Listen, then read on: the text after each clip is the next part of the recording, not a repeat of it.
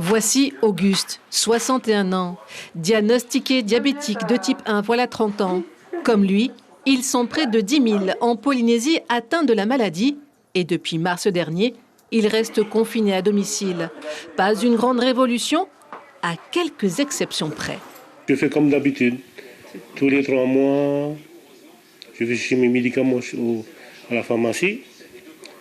Et tous les 3 mois aussi, je vais voir un médecin pour renouveler les médicaments. De temps en temps, je fais la remarque à ma femme, tu te laves avant de venir me voir, là. Tu vas à la douche d'abord. Là.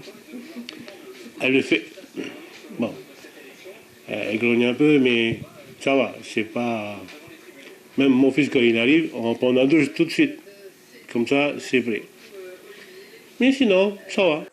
Où qu'il aille, il a avec lui du sirop d'érable en cas d'hypoglycémie. Et pour le reste, on applique les consignes sanitaires. Respecter la distanciation, c'est compliqué parce que quand tu l'entends à la télé, il faut plus s'embrasser.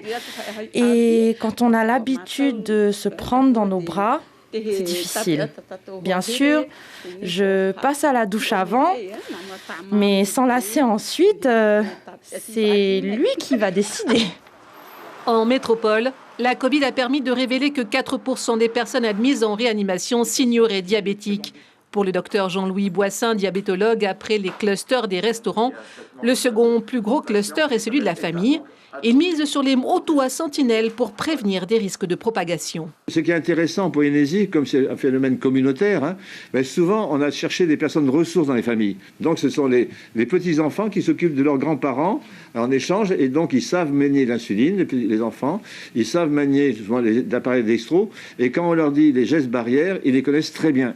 Oui, des cas Covid plus diabétiques, il y en a. Non, de données chiffrées, il n'y en a pas. Ce que l'on sait, c'est qu'ils sont employés dans des administrations ou industries et que leurs employeurs ont privilégié le télétravail quand cela était possible.